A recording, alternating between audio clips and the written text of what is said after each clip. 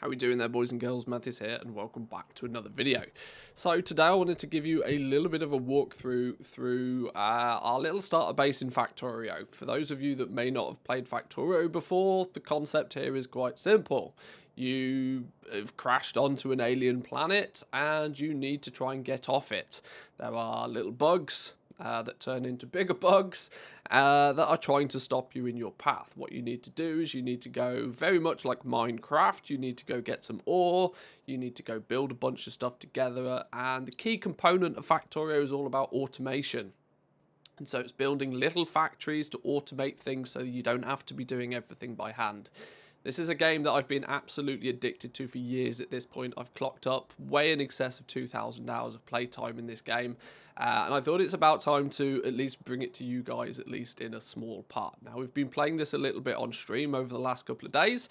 And I wanted to just take a few minutes today to give you a bit of an overview of where we've got to on stream. Now, I'm very aware there's some Factorio veterans kicking about, and for you guys out there, you may look at this and be like, oh my god, what is he doing? But don't worry, we are slowly but surely working towards something a little bit more sophisticated and a little bit more optimized. So if we zoom out a little bit, this is roughly where we started. We started in this little patch. We've done a few bits and pieces. We've expanded it a little bit, but you have stone, you have copper ore, you have iron ore, and you have coal. And from these four main components, you can start building a little base, and you can start putting something together that's helping you slowly but surely get off this bug-infested planet. Now, I'll show you the mini-map, and I'll show you where all the bugs are and things in a little bit, but let's start at the basics. So, what you first have to do is you've got to get some electricity on the go. Electricity is pretty simple in this game, at least to begin with. You have to mine up some of this coal. You take the coal and you have to run it across these transport belts, and you pump that in with the addition of a little bit of water, and you get some steam. We got ourselves a little steam production facility on the go. For the moment, this is good enough, but we will definitely need to be expanding this to much more monstrous proportions. We may even look to progress into solar power, and towards the end of the game, we can start looking at nuclear power, so we can really start, you know, getting that electricity flowing. At the moment, though, it's enough. We're producing enough electricity. It's not too bad. It's going to do us fine for a little while, but we will have to expand it. What we very quickly realised, though, is after doing a little bit of mining, we picked up a little bit of ore, we picked up a little bit of copper. You can see here, we used the ore and we put it into these little stone furnaces. We smelted up some plates. There's two main, at least in the vanilla version of the game, you have two main raw resources, copper and iron. And from that, you take these plates. You can turn the iron plates, you can refine them a little bit further, turn them into steel. And you tend to use the copper in conjunction with a little bit of the iron to start making things like circuits. You start off with little green circuit boards, so you can start getting some electronics on the go. You can see how all of the technology slowly progresses and helps you.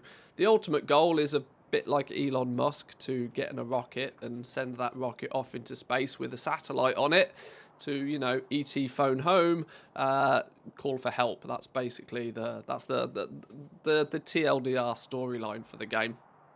You start building a few little bits and pieces. We started this little mini factory. We noticed there was this was our first little bit of automation. Previously, we were taking these raw resources, these plates and these the iron plates and the copper plates, and we were making everything by hand. So there's a whole bunch of things we can make. We can make these transport belts. The transport belts, for example, take a little bit of a little bit of iron. We turn the iron into gear wheels, and then in conjunction we can make transport belts. Everything builds into something else. We were doing everything by hand, though, and you can see here the crafting time. It may only be half a second to craft each one of these, but when you need hundreds of them, thousands of them, it all starts to add up. So this is why you need to automate everything. And automate we did. We started off a little bit of an automation factory here. We were like, right, well, here's some basic materials.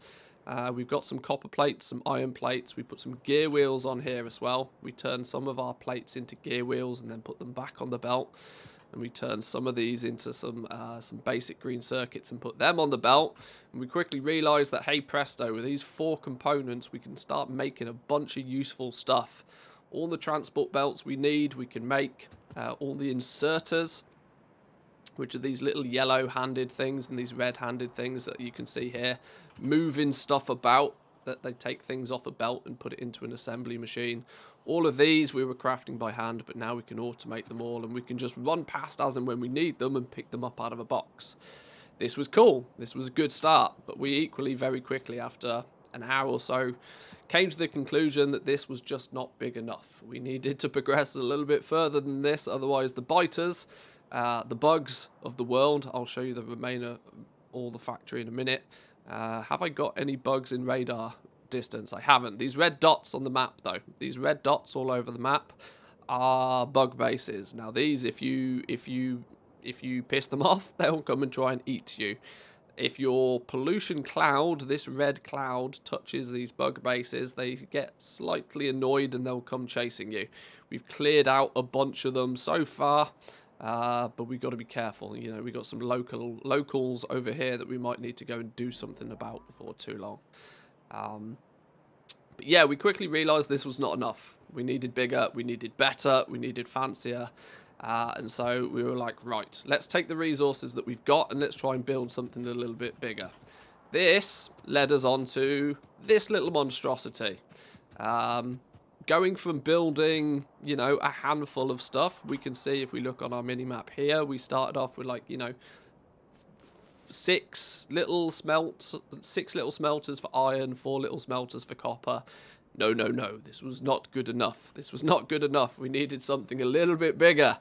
And this is kind of the Factorio way. You either rip everything down and you start again, or you take what you already have and you feed those resources into making something at a bigger scale. For my common viewers, for my regular viewers, you know, we talk about World of Warcraft, we play World of Warcraft a lot. I talk about scaling a lot in World of Warcraft. That, you know, you start off with farming materials, your herbs and ore in World of Warcraft, and you slowly realise that there's a limit to how much you can achieve by doing that, and you want to scale to bigger and better things. This maybe is the reason why I like Factorio so much, because it, you know, it's all about scaling things up.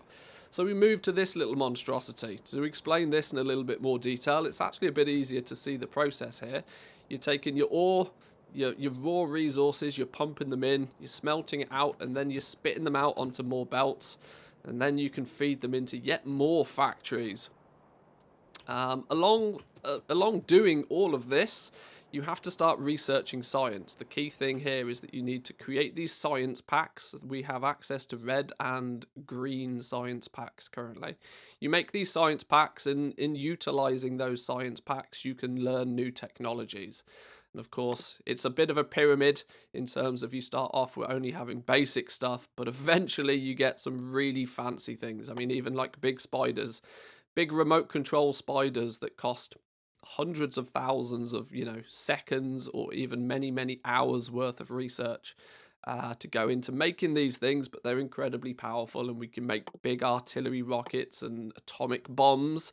This becomes very helpful when you start attracting lots of bugs. And like I said earlier, the ultimate goal is to get to around here where you're sending rockets off into space, and hopefully with the goal to be able to get off this alien planet that you've crash landed onto. So the technology side of things you've got to keep up with as well. At this early part of the game, this playthrough, I think we are, I don't know, 4 or 5 hours into the playthrough at this. This isn't my first crack at this, though. I've played Factorio a lot, so I kind of went into this kind of knowing what I needed to do and where I needed to go, so I kind of felt that I had a little bit of an advantage. If you choose to pick up Factorio and have a play of this yourself, it may take you a little bit longer to get a system like this up and running. There are some smart ones of you out there. Anybody that's a Factorio veteran may notice that this looks remarkably like something made by another content creator. I'm not going to lie, I did steal the design a little bit. We've made a few tweaks here and there to customize it to our own liking, but we've kind of borrowed the expertise of somebody else for this. Shout out to you, Neilhouse, if you ever come across this video. You never will. But this was borrowed from another content creator. But this is a really cool little start. This is one step above where we came from. We came from this modest little factory building some basic stuff, but this wasn't really good enough to make science. We did actually have a little science thing that we were feeding it by hand. We were putting materials in these boxes and putting materials in the factories, and that was doing a little bit of automation, but we kind of had to keep coming back to it, and it was very slow, and it just didn't work very well. So this was why we scaled up a little bit to here. We got loads of labs on the go now. You can see we're producing both the red science packs and the green science packs, meaning that we're able to pump forward. And with a lot more resources coming in and a lot more materials being crafted, we can basically use this like a little shop. We can come along here into all of these chests, and whenever we need something, we can grab something out one of the chests. So like if I need some inserters, for example, I can come along and I can grab some inserters. And the fun thing about this is you then start repeating the process again. We outgrew this. We realised that this was not going to get us very far. This is only going to get us the first 2 science packs. There's actually, 5 different science packs in the game. Red, green, blue, purple, gold. Some people call it yellow. And then eventually you get science, space science. So I guess there's technically 6, but we start off only being able to research into 5. And then, when we realised that this was not enough, we decided to plan to go big. This is where I probably need to show you using the mini-map a little bit more, maybe. We started to go big. We did develop the ability to make a car, which became very, very helpful. We got our car, and then we started to plan big. This, in the middle, this monstrosity, is going to become what's commonly referred to as a belt base. Where you tend to take all of your resources and you put them all on separate belts and you run them through the middle of your factory. You plow all the way through your factory, and then you take, you just split off them from whenever you need to produce, a more refined component. And then once you've made that more refined component, you then put that back on the bus and send it further into the factory. This led us to making some big smelting. We realized that if we're going to start, we need some more. We need bigger, we need better. So we have started the process. Now I know, Factorio veterans, relax. We have 1 belt of iron ore coming in here so far. This is massively overkill. But my goal here is to future-proof myself. My goal here is to say, right, this is going to be plenty enough to last us most of the game. Spoiler alert, it's not, but we'll talk about that in the future for sure. And so you can see it's all about scaling up. You scale things up. This is going to do nothing more than create iron plates for us. I've decided to duplicate the same thing on the opposite side. This is going to be our copper plates. And eventually, if I scroll out on the minimap, you can see the sort of scale difference.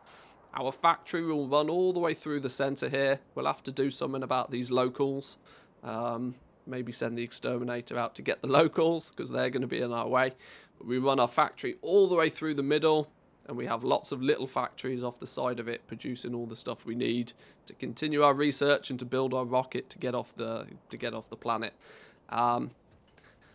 So that's really where we've got to so far. This is about 4, 5, maybe 6. I don't know exactly how long this has taken. I was doing this on stream as well, so there was lots of gaps in between. We were talking about stuff, breaks here and there, but this is a few hours of work, even for what I would consider myself as a bit of a veteran Factorio player. There's an interesting speedrunning community for this game. Those guys are just ridiculously good, and they can actually complete basically the entire game in the amount of time that it's taken me to do just this. But they tend to, optimize everything just to do one thing. This, though, I will continue this little mini-series if you guys are interested in Factorio. I've actually been very tempted to maybe do a full playthrough of Factorio for the YouTube. Maybe breaking it down into little subsections. Every time when we make a design like this, maybe, instead of showing you guys exactly how I build it, because building it is pretty simple, but the reasons to why it's the size it is, the reasons the way it's the shape it is, and this sort of stuff. See if I can pass on some of my Factorio knowledge to you guys. Let me know in the comments down below if that would be interesting for you. Ultimately, if you have zero care for Factorio whatsoever, I fully understand. We will continue with the World of Warcraft content here as well. Do not worry. But I wanted to bring this to you guys today. I enjoy making videos about the content or the games that I'm playing. And at the moment, we're taking not a break, but we're taking World of Warcraft very casually while we play some, you may have noticed, some Diablo videos recently. We're taking things a little bit casual. We're playing a few other games, and Factorio is one that I love and have put many hours into, and so I thought it would be a good idea to bring it to you guys as well. But there we go, boys and girls. I'll leave it there for today. If you want to come and watch me build this live, we stream it over on twitch.tv/Manthieus. The link for that is in the description down below. Or, of course, come and say hi over on Discord. We're chatting all the time about, you know, World of Warcraft, goal making primarily, but anything else that takes your fancy, really. But anyway, enjoy the rest of your day, boys and girls. I'm done for now. I'll catch you later. Peace.